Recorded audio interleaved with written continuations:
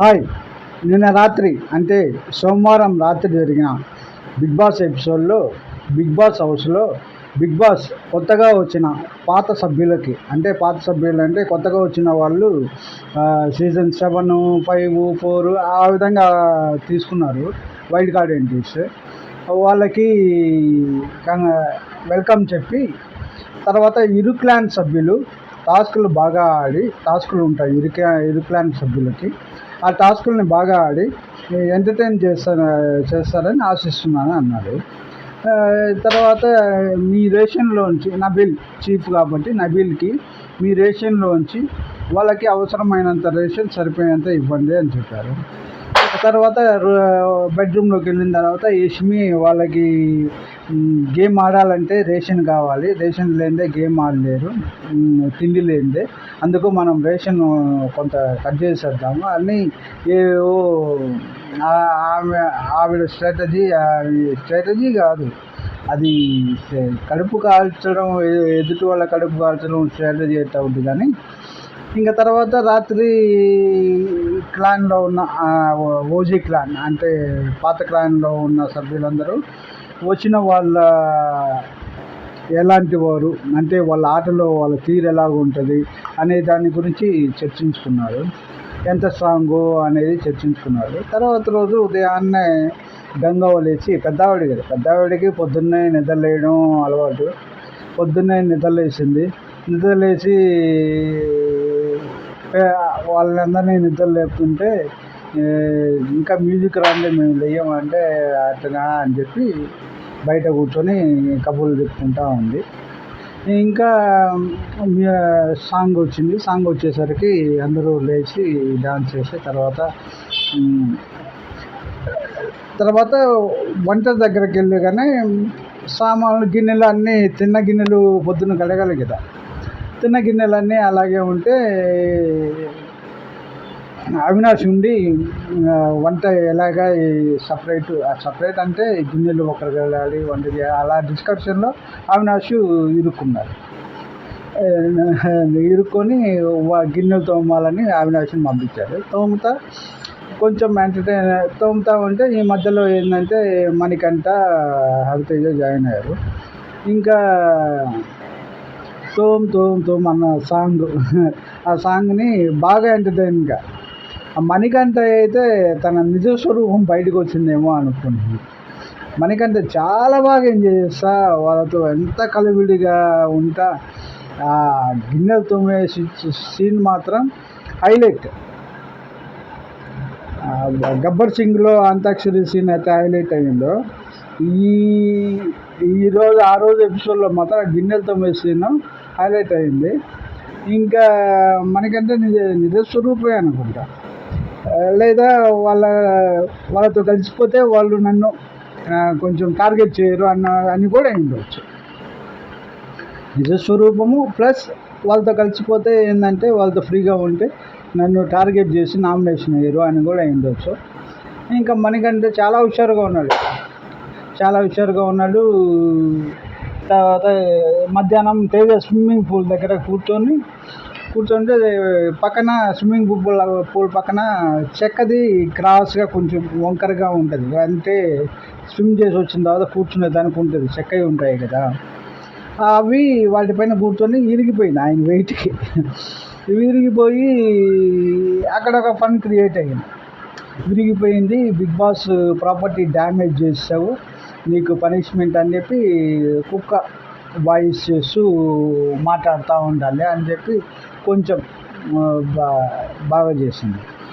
ఇక యష్మి ఏంటంటే royal టీంపై cunning మాటలు, సైకోతత్వం చూపించడం మొదలు పెడుతుందంటే టవల్స్ తీసుకొస్తూ ఉంది ప్రేరణ. ఎవరిదో తెలియదు. ఈ పైన మాత్రం టవల్స్ చాలా ఉన్నాయి, పైన మాత్రం ఎమ్మని ఉంది, పై టవల్ ఎమ్మంటే మణికంఠ ఎందుకు తెస్తున్నావు, వాళ్ళతో అంత క్లోజ్గా ఉంటున్నాడు, క్లోజ్గా ఉన్నంత మాత్రాన వాళ్ళకి హెల్ప్ చేసినంత మాత్రాన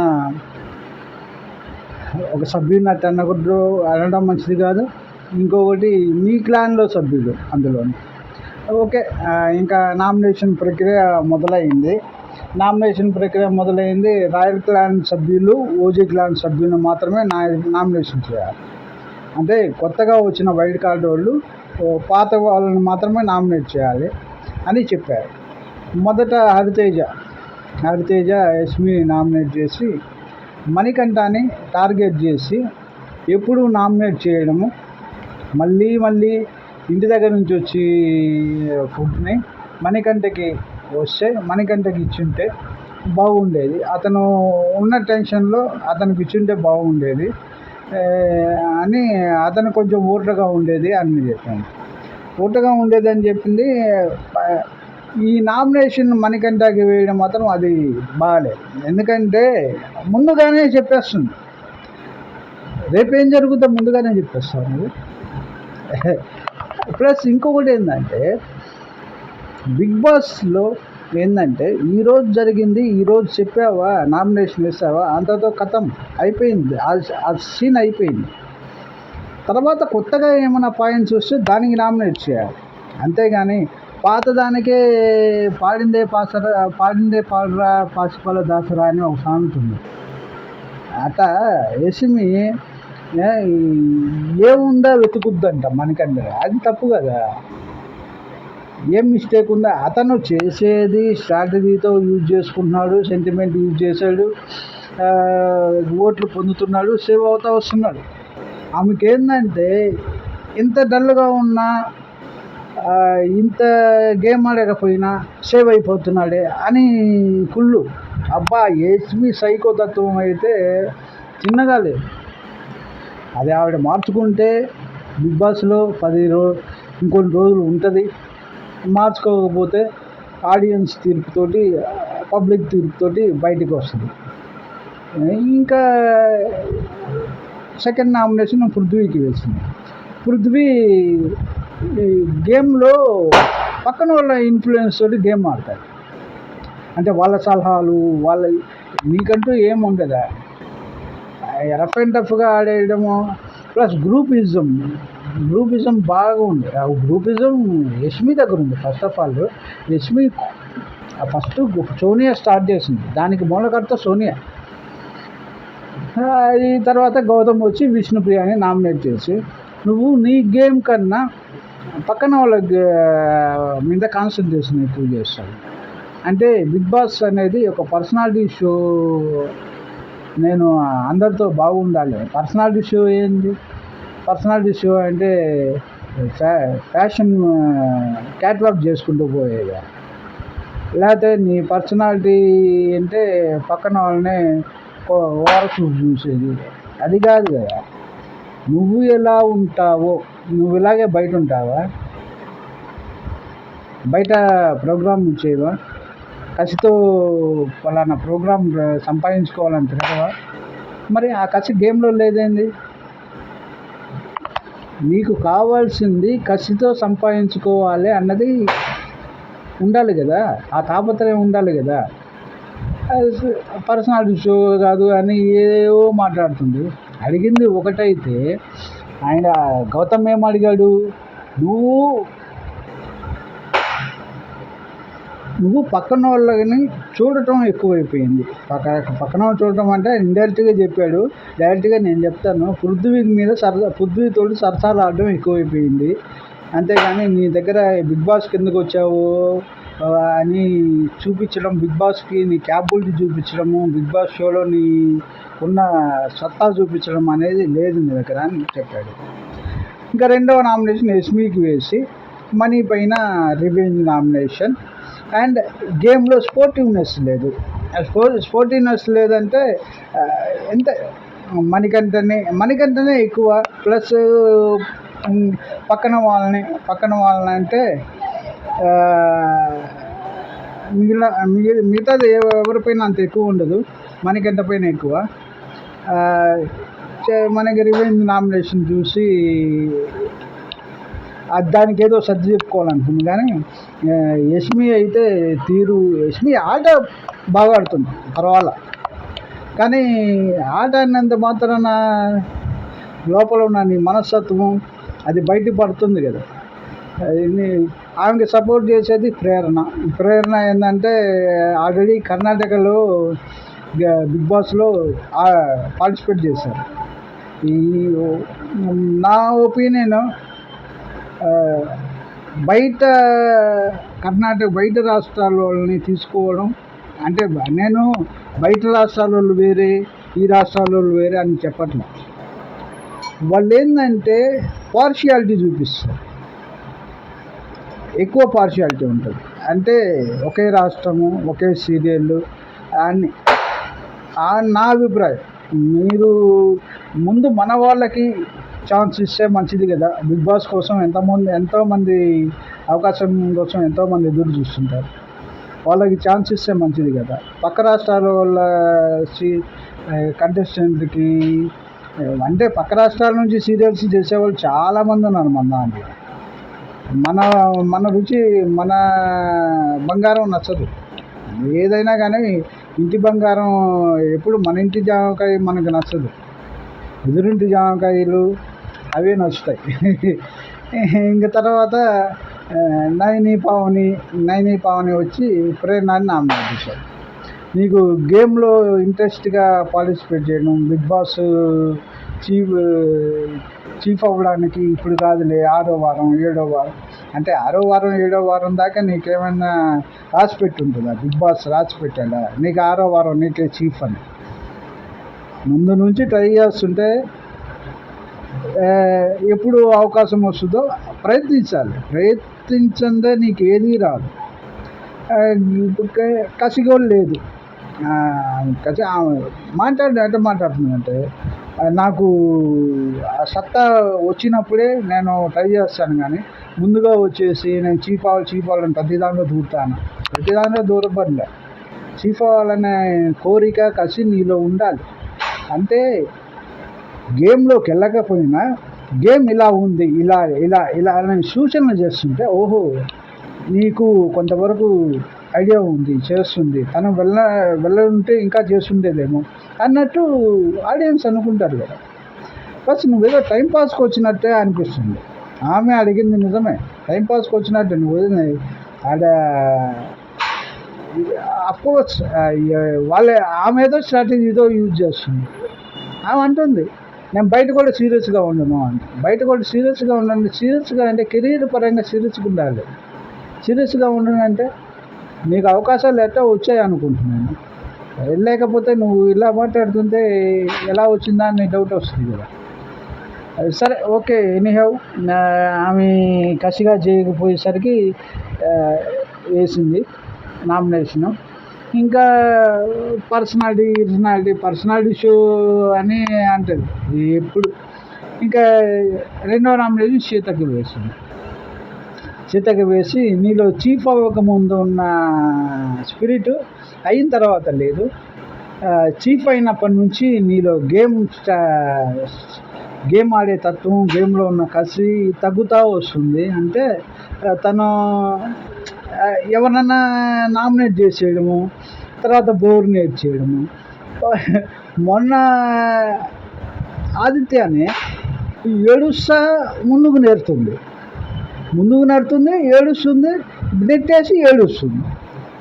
అంటే ఆ సెంటిమెంట్ ప్లే చేయాలని జనాలకి మనం ఏడిస్తే బాధపడుతుంది, అమ్మో ఏడుస్తుంది, అమ్మో అమ్మాయి చాలా సెన్సిటివ్. ఎవ్వరు సెన్సిటివ్ ఏం కాదు బిగ్ బాస్కి వచ్చినారు.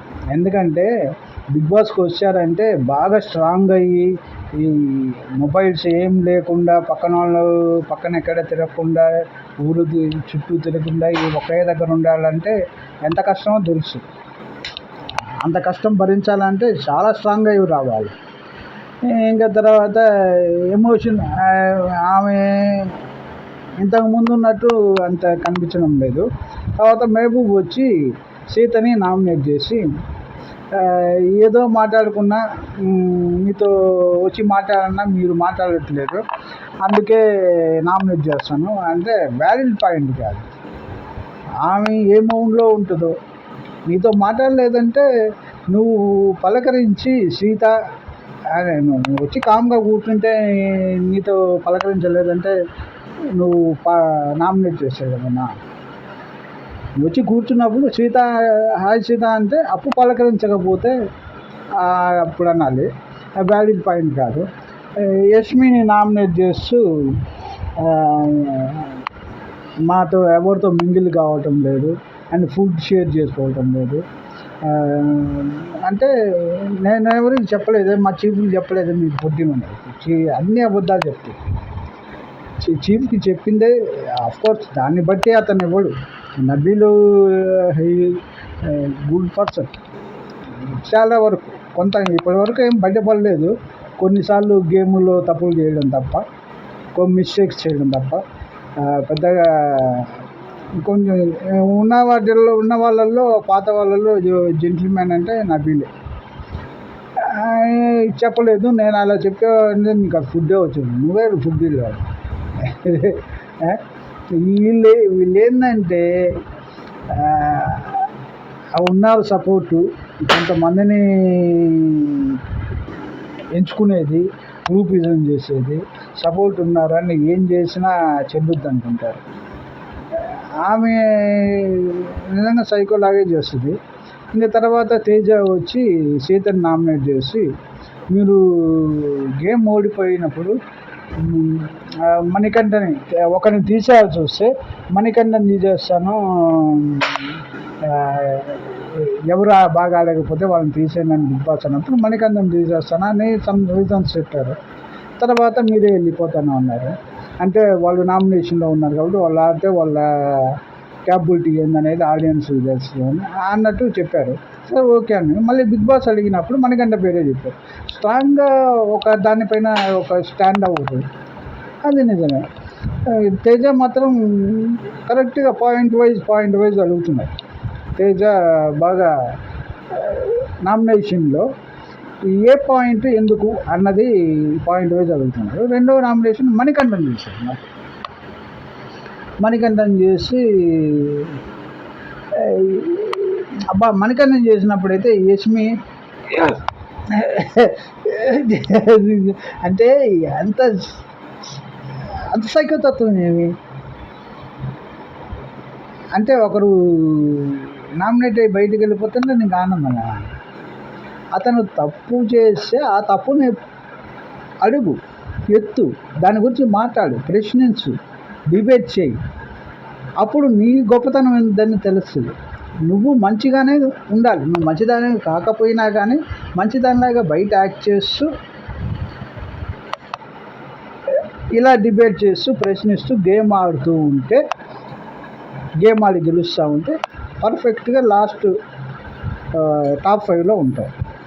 అంతేగాని వాళ్ళు వెళ్ళిపోతే అంటే ఏమంతా ఇంకా ఆ ప్రాబ్లం గురించి అనేవి అందరికీ ఉంటాయి. మణికంఠకు ఉన్న ప్రాబ్లమ్స్ నీకు ప్రాబ్లం ఉందంటే బాగా ఎక్స్ప్లెయిన్ చేశాడు తేజ. ఒకరికి ప్రాబ్లం ఉందంటే అబ్బా ప్రాబ్లం ఉందా అనుకున్నా, రెండోసారి కూడా ప్రాబ్లం ఉందని ప్రాబ్లం ఉంది బాధపడుతున్నాను, మూడోసారి కూడా అదే ప్రాబ్లం ఉంది అని ఓహో బాగా ఇబ్బందిగా ఉన్నట్టుంది, నాలుగోసారి ఊరికే ఏం చెప్తారు అదే ప్రాబ్లం ఉన్నాయి, కొత్తది ఏమన్నా అయితే అదే దాని గురించి ఊరికే ఏం చెప్తా అన్నట్టు బాగా ఎక్స్ప్లెయిన్ చేశారు. దాన్ని బాగా విడదీసి ఎందుకు ఇలా చెప్తున్నావు, దానివల్ల ఎలాగవుతుంది అనేది దాని గురించి బాగా చేశారు. తేజ నామినేషన్ చేసిన తీరు బాగుంది. ఇంతవరకు అయింది. లైవ్లో మాత్రం నామినేషన్ అయిపోయినాయి, వాళ్ళిద్దరికి చేశారు, అవి రేపు చెప్తాను. ఎందుకంటే ఎపిసోడ్ వైజ్ లైవ్లో చూసి చెప్పడం కాకుండా ఎపిసోడ్ వైజ్ చెప్తున్నాను. ఎప్పటికప్పుడు బిగ్ బాస్ అప్డేట్స్ మీకు అందిస్తాను. ప్లీజ్ సబ్స్క్రైబ్ చేయండి, లైక్ చేయండి, షేర్ చేయండి. నన్ను ఇంకా మరిన్ని వీడియోస్ బాగా చేయడానికి ట్రై చేస్తాను. మరిన్ని వీడియోస్ చేయడానికి ఎంకరేజ్ చేయండి.